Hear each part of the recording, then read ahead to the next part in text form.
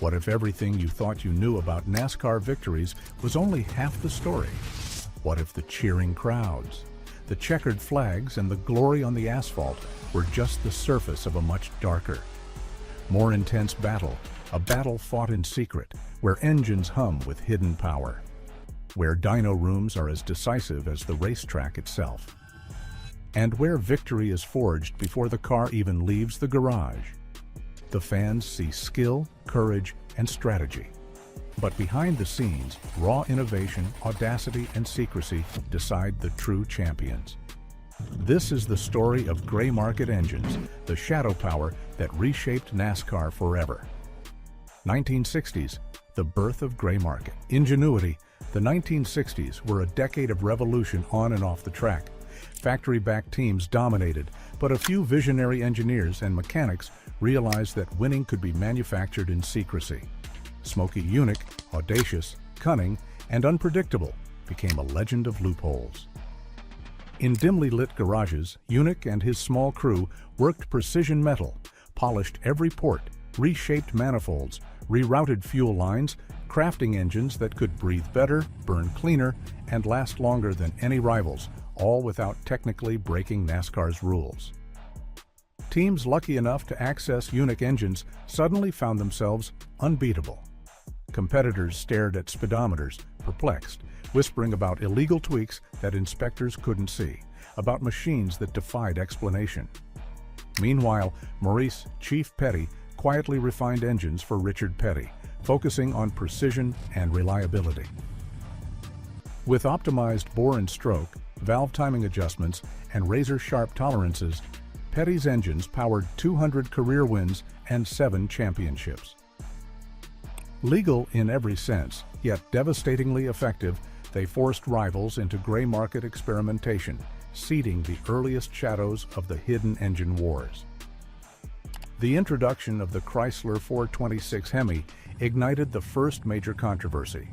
Its hemispherical combustion chambers produced unprecedented raw power, dominating Daytona and Talladega. NASCAR had no choice but to implement homologation rules demanding that race engines must exist in production cars. Ford's 427 SOHC Camry promised similar supremacy but was banned, illustrating a critical tension: innovation versus regulation, power versus legality. The first gray market engines were born in this tension, a realm where speed and secrecy were inseparable. 1970s to 1980s, professionalization of hidden power. By the late 1970s, gray market ingenuity matured into a professional clandestine craft. Robert Yates transformed engine building into factory-level precision. His engines, celebrated for durability and raw horsepower, powered Bobby Allison to the 1983 NASCAR Cup Championship and continued to dominate for Richard Petty. But Yates's brilliance forced other teams into shadow engineering, private shops crafting secret, high-performance engines that evaded detection. The 1984 Firecracker 400 at Daytona epitomized the invisible engine war. Dyegard Racing allegedly ran engines pushing displacement rules to the limit.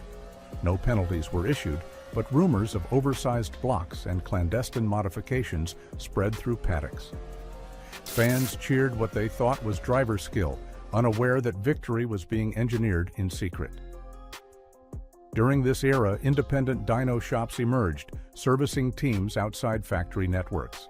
They created engines with polished ports, refined cam profiles, and lightweight pistons, giving drivers a stealth advantage. Legends like Richard Petty and Bobby Allison were indirectly connected. They either benefited from gray market engines or inspired the underground movement through competition. 1990s, refinement of gray market tactics. By the 1990s, gray market engineering became more sophisticated and invisible. Teams such as Richard Childress Racing, RCR, and Joe Gibbs Racing, JGR, pushed every edge. Camshaft profiles, piston tolerances, valve timing, all optimized to maximize horsepower while avoiding detection. Kevin Harvick, Kyle Busch, and Jeff Gordon raced with these secret advantages, unknowingly becoming part of the gray market saga. Engine builders such as Robert Yates, Ilmor, and Rush Yates were at the heart of this revolution. Every garage became a battleground of micro-measurements, dyno tuning, and airflow optimization. Tolerances down to thousandths of an inch, custom alloy experimentation, and precision machining defined victory. Gray market engines had one creed: innovate invisibly, win publicly. 2000 to 2010, the high-tech gray market apex. The 2000s saw gray market engines reach unprecedented technological heights. Ilmor Engineering's Shadow Block became a legend. With titanium aluminum cylinder heads, the engine ran higher, RPMs, dissipated heat more effectively, and remained undetectable under inspection. Combustion chambers were sculpted for maximum flame propagation and efficiency, producing power invisible to NASCAR's regulatory tools. Meanwhile, Rush Yates engines secretly implemented variable valve timing, VVT, a technology explicitly banned in NASCAR. The system dynamically adjusted valve openings across RPM ranges, boosting torque, throttle response, and horsepower. Hidden fuel line heat exchangers preheat fuel, improving combustion efficiency and stability under extreme loads. Cars now raced with stealth advantages, shifting the balance of power while leaving no trace for inspectors. Richard Childress Racing's CAM-X Ford engine increased valve lift by 0.015 inches and duration by 5 degrees, masked with custom valve springs. Kevin Harvick used this edge to claim multiple victories. Joe Gibbs Racing's Phantom 427 Chevrolet engine, slightly overboard past the 358 cubic inch limit, allowed Kyle Busch to dominate qualifying and long green flag runs with invisible horsepower. Every fractional gain became the difference between poles, wins, and championships. Legends entwined with gray market engines. Gray market engines were not just mechanical marvels, they shaped the careers of NASCAR legends. Richard Petty catalyzed early innovation, Bobby Allison inspired underground builders, and Jimmy Johnson dominated 2010 to 2014 with Rush Yates gray market engines. Kyle Busch gained poles and victories through JGR Phantom 427 engines. Kevin Harvick won races on RCR CAM-X engines, and Tony Stewart publicly challenged engine legitimacy in 2013, igniting national controversy. Controversies and the apex of drama. The drama climaxed at the 2013 Coca-Cola 600. Gray market engines initially blistered the track with raw speed, but mysteriously lost power late in the race. NASCAR executed a covert mid-race intervention, replacing suspect parts under pit cover, a first in history. Whispers spread through garages, hidden dynos, secret modifications, and shadow engineering had infiltrated the sport. In 2014, Talladega Superspeedway witnessed the Enigma engine shatter qualifying records.